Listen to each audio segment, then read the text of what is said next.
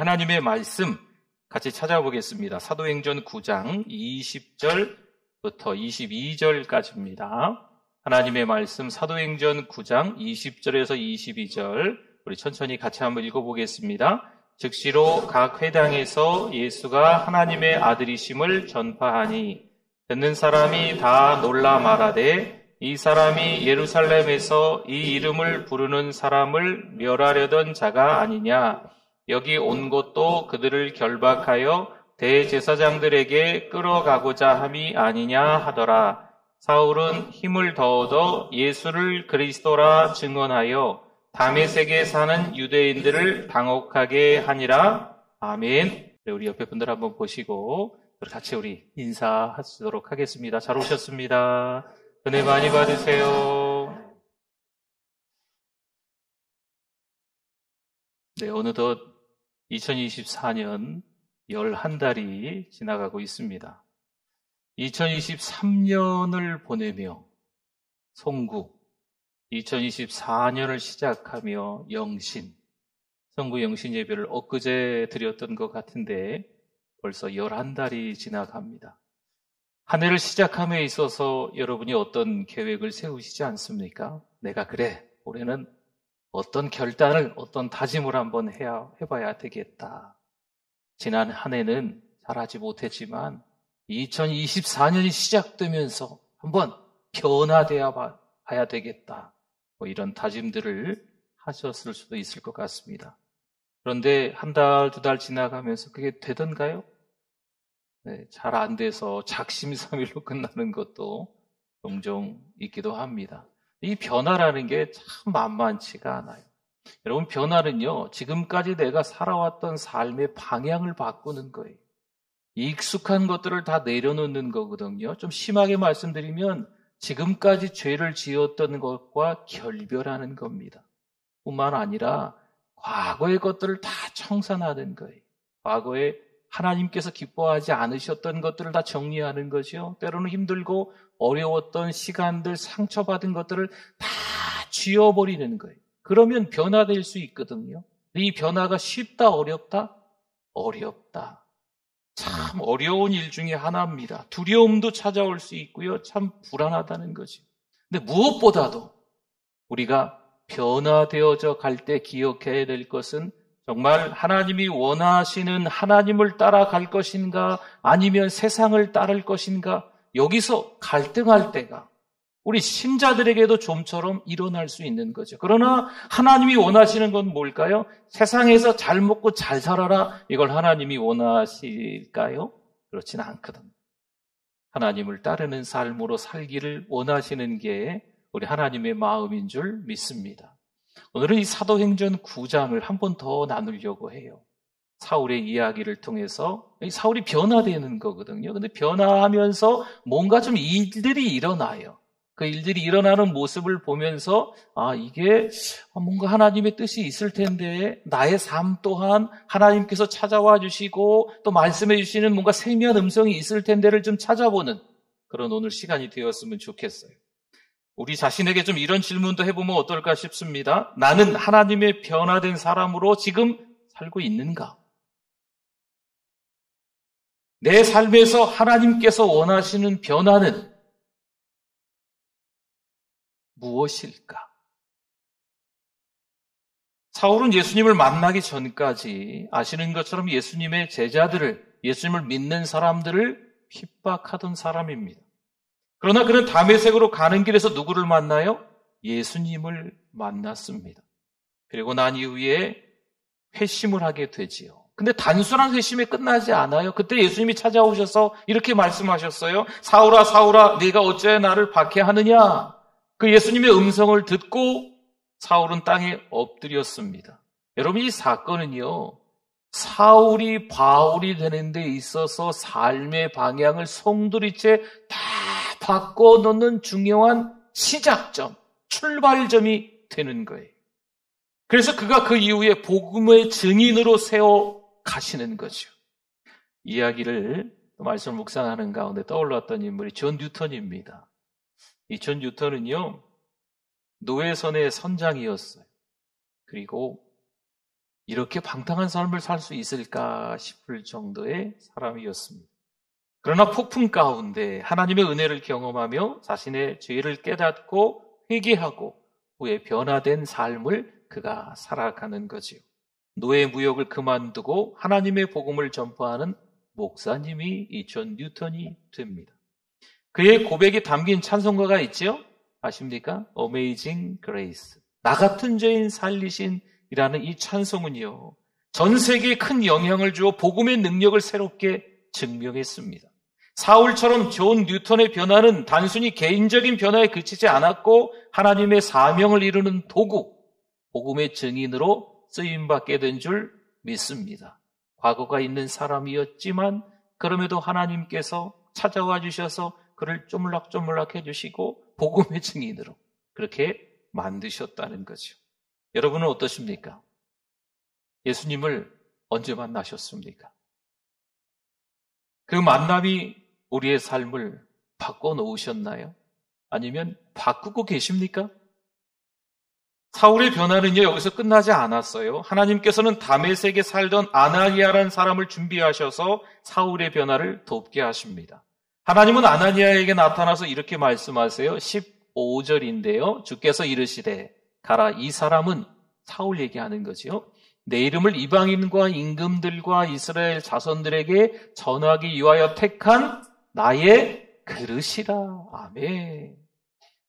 하지만 아나니아는요, 망설입니다. 망설인 이유를 분명히 여러분도 아시겠죠?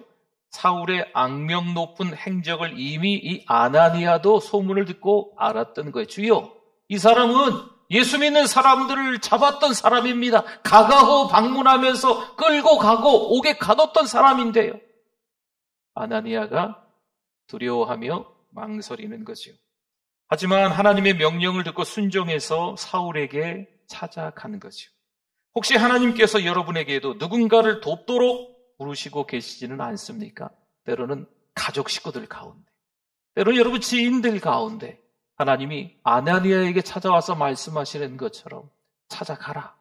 그 사람에게 예수 믿어라. 복음을 전하라고 말씀하지 않으십니까? 이번 성탄절에 교회 식구들이 다 모인다던데, VIP도 초청한다던데 그 사람들에게 교회 가자라고 말하라고 하나님께서 감동을 주시지는 않습니까?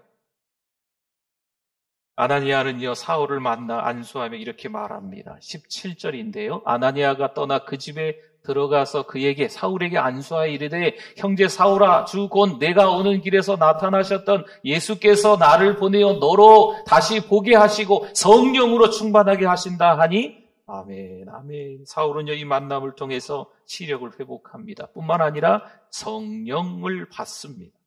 즉시 세례를 받고 새 삶을 시작해요. 하나님의 계획 속에서 사울의 삶은 드디어 마침내 방향이 바뀌는 겁니다. 변화되는 삶으로 된 줄 믿습니다. 사울은 단순히 자신의 노력으로 변화되는 것이 아니에요. 내가 변화돼야지 노력하고 애쓴다고 변화되는 게 아닙니다. 누구를 만나야 될까요? 이게 정말 중요한 포인트거든요. 그렇죠. 예수님을 만나야 돼요. 하나님을 제대로 만나야 돼요. 하나님을 만나고 난 이후에 그가 방향을 바꾸는 거지요. 하나님을 만나고 난 이후에 익숙한 것들을 다 내려놓는 거예요. 하나님을 만나고 나니까 그가 죄와 결별하는 거죠. 하나님을 만나고 나니까 마침내 과거의 것들을 다 청산하는 거예요. 고린도후서 5장 17절에서 이렇게 말씀합니다. 한번 같이 읽어주십시오.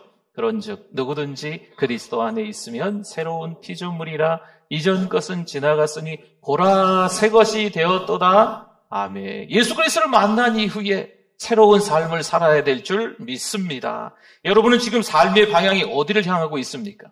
하나님께서 원하시는 방향으로 달려가고 있습니까? 아니면 세상 길로 여전히 교회를 다니지만 때로는 양다리를 걸치고 살아가고 있습니까? 하나님께서 주시는 그 부르심에 응답하며 여러분의 삶을 변화시키는 그 예수님을 신뢰하고 계시는 게 맞으십니까? 혹시 하나님이 부르시는 누군가를 향해 순종해야 할 자리가 있다면 오늘 그 부르심에 응답하십시오. 나의 VIP가 떠오르신다면 성령 하나님이 떠오르게 하시는 것이니 여러분 모른 척하지 마시고 그 이름을 기억하시고 기도하시며 그 이름을 가지고 있는 사람에게 찾아가서 이번 성탄절의 교회에서 만나자. 여러분 하시기 바랍니다. 사울을 보세요. 복음의 증인으로서 예수님의 이름을 전하기 시작하자마자 큰 어려움이 닥칩니다. 내가 변화됐는데 예수 믿고 새로운 삶을 살아가는데 그 이후로 탄탄대로가 돼야 되는데 사울에게 큰 어려움이 찾아옵니다. 사울이 감당할 수 없는 어려움이었어요. 유대인들이 그를 죽이기 위해서 음모를 꾸미고요. 밤낮으로 성문을 지키며 도망치지도 못하게 만드는 거예요. 그러니까 사울이 제자들의 도움으로 광주리에 담겨 성벽을 통해 간신히 도망치는 겁니다. 여러분 여기 잘 들으십시오.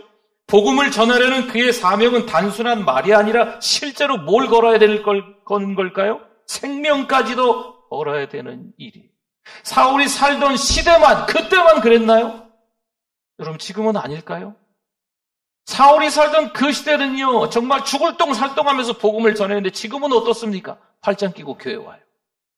어떤 날 바쁘면 교회 안 오세요. 힘들고 어려운 일 생기면 예수님 배교하고 교회를 떠나요.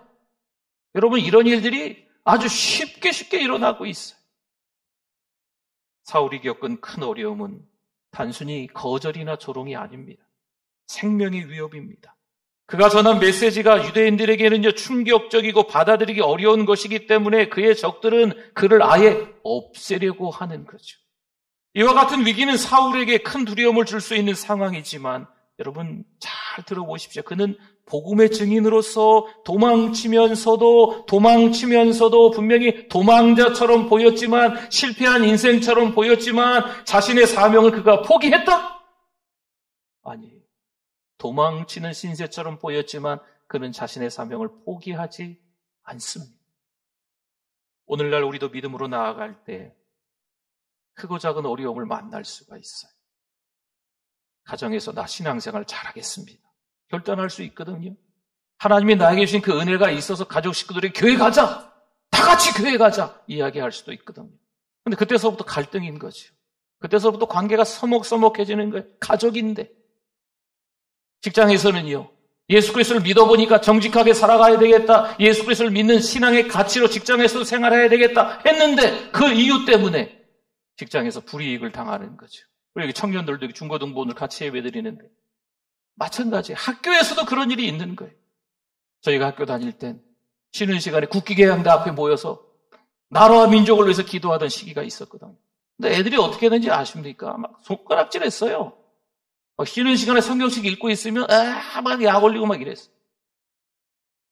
그러저러한 시간들 가운데 변함없이 신앙으로 이렇게 만들어가는 게 좀 필요한 겁니다.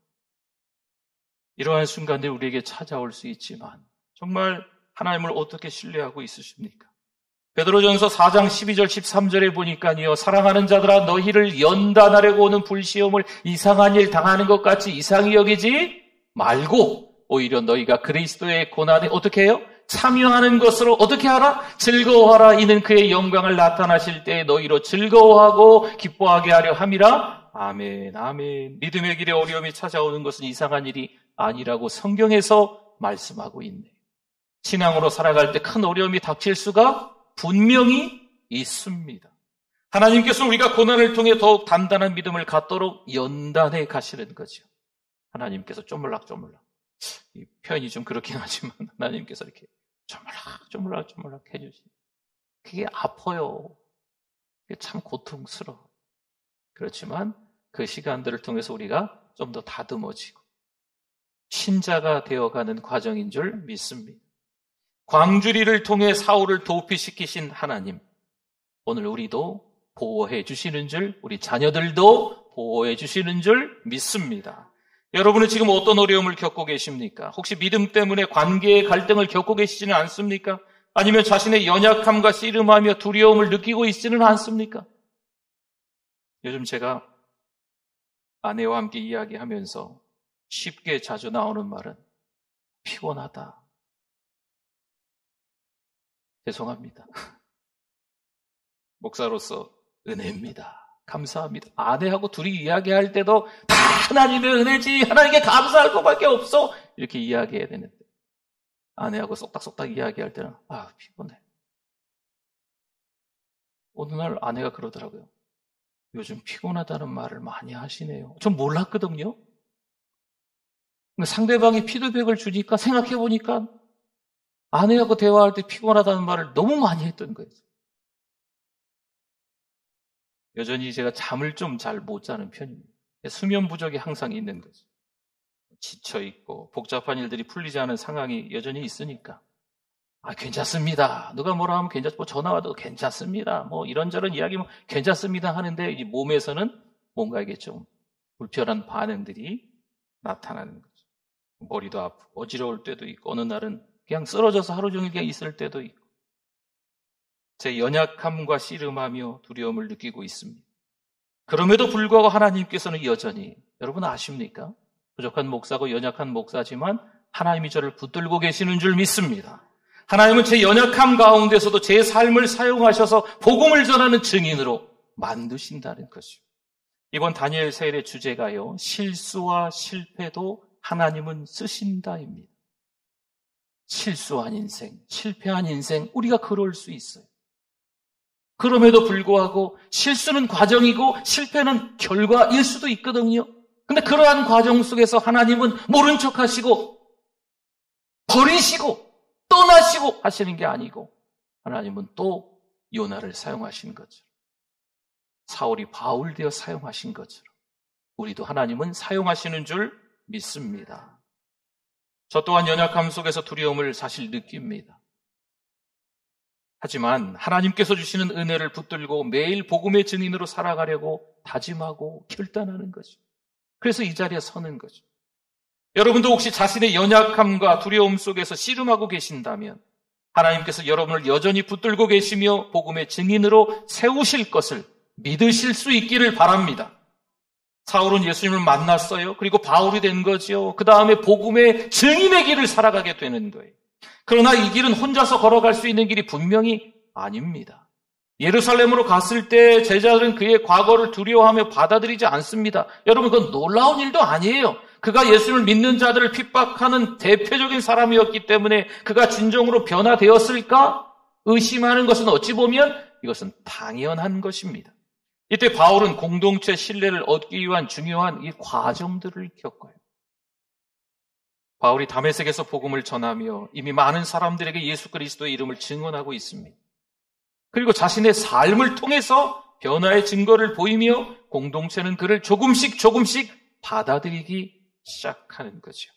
히브리서 10장 24절 25절을 봅시다. 여러분 이 말씀을 기억하면서 힘들고 어려운 또 연약함과 부족함으로 살아가는 우리 주변에 있는 성도들을 좀 대하셨으면 좋겠어요. 같이 한번 읽어보겠습니다. 서로 돌아보아 사랑과 선행을 격려하며 모이기를 패하는 어떤 사람들의 습관과 같이 하지 말고 오직 권하여 그날이 가까움을 볼수록 더욱 그리하자. 아멘. 바울의 삶은 공동체 안에서 더 견고해지고 있습니다.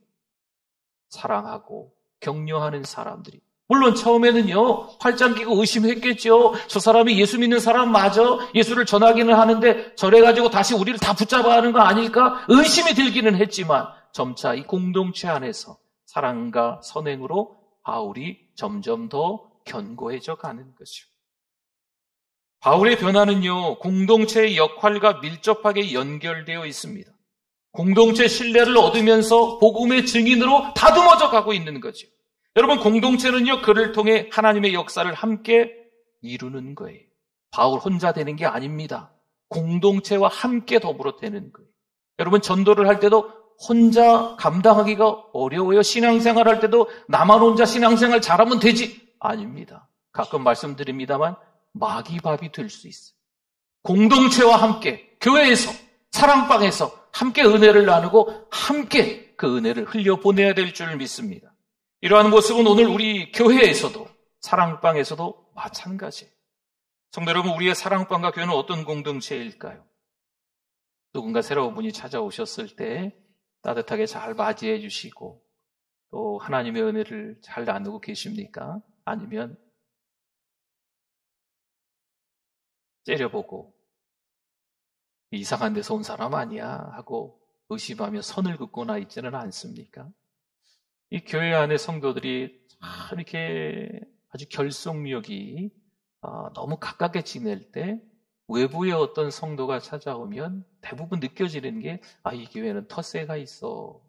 뭐 이런 걸 느끼는 것 같아요. 우리 교회에서는 그런 얘기가 아직은 없지만 저도 마찬가지고 여러분도 마찬가지. 새가족이나 교회 오실 때 또 사랑방에도 잘 모르시는 분들이 이렇게 새롭게 들어오실 때 여러분 같이 공동체에서 잘 품어주실 수 있기를 부탁을 드립니다. 이게 사랑과 선행을 격려하는 거거든요. 성도 여러분, 사울의 변화는요, 그의 노력이나 계획으로 된 것이 아니라 예수님과의 만남을 통해 이루어진 하나님의 은혜입니다. 그리고 하나님께서 이 주권적인 일하심, 하나님의 열심을 통해서 하시는 일인 거죠. 그가 핍박자에서 예수님을 증언하는 자로 바뀌잖아요. 또 핍박자에서 복음을 전하는 사명자로 완전히 변화됩니다. 그의 노력일까요? 아니거든요. 누가 하신 걸까요? 하나님의 능력으로 그를 변화된 사람으로, 복음을 전하는 사람으로, 사명자로 쪼물락쪼물락 하시면서 바꾸어 가시는 과정에 있는 겁니다. 바울의 변화는요, 하나님께서 하신 거예요. 하나님께서 친히 그의 삶에 개입하시는 거죠. 고린도후서에 가보면요, 바울이 얼마나 힘든 이 선교 여행을 했는지 잘 드러나 있는 장면들이 있어요. 죽을 뻔한 위기 참 너무 많죠. 배가 파손되기도 하고 맞기도 하고 도망치기도 하고 이런 일들이 있어요. 그러면 이것은 세상 사람들이 보기엔 실수거든요. 실패난 인생이거든요. 그러나 그 실수와 실패도 누구는 쓰신다고요? 하나님이 계속해서 바울을 사용하시는 장면을 볼 수 있습니다. 오늘 이 말씀은 우리에게도 도전이 됩니다. 나는 지금 변화된 삶의 증인으로 살고 있습니까? 내 삶은 하나님의 복음을 증언하고 있는 삶이 맞습니까? 하나님께서는 지금도 우리를 부르고 계십니다. 변화된 삶의 증인으로 살아가도록 우리의 삶을 새롭게 하시기를 원하십니다. 여러분, 그 변화는 기억하십시오. 첫째, 누구를 만나야 될까요? 예수님을 만나야 돼요. 예수님을 만난 이후에 예수님께서 부르신 그 세미한 음성을 기억해서 그 말씀에 순종하는 겁니다. 예수님을 만나고 난 이후에 제멋대로 살아가는 게 아니에요. 예수님을 만나고 난 이후에 겸손과 온유로 하나님의 말씀에 순종해서 공동체와 더불어 살아가는 거죠. 물론 변화의 과정은 쉽지 않을 수 있습니다. 여러분, 가던 길을 돌아서서 유턴한다는 게 만만치 않아요. 운전해 보신 분들은 알지만 운전도 유턴하는 게 힘들어요. 아무 데서나 유턴하면 안 되거든요. 유턴하는 데에서 유턴해야 되거든요. 인생을 유턴한다는 게 만만치 않아요. 익숙한 것들이, 몸에 배어있는 것들이 있는데 그러한 것들을 내려놓는 거 하나님이 기뻐하시지 않으니까.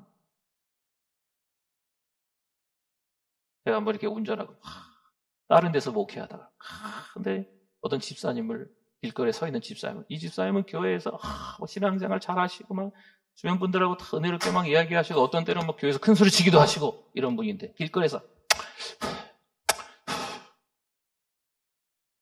제가 운전하고 가다가 기절할 뻔했어요. 네. 딴 데서, 전주 말고 딴 데서. 여러분, 우리의 이 모습을 좀 바꿔야 돼요. 그렇죠? 익숙한 것과 좀 결별해야 됩니다. 죄와 결별해야 돼요. 잘못된 것들이 있다면 청산하실 수 있기를 바랍니다. 여러분, 우리의 사랑방과 교회도 변화된 삶을 살아가는 증인들이 함께하는 공동체가 되기를 소망합니다.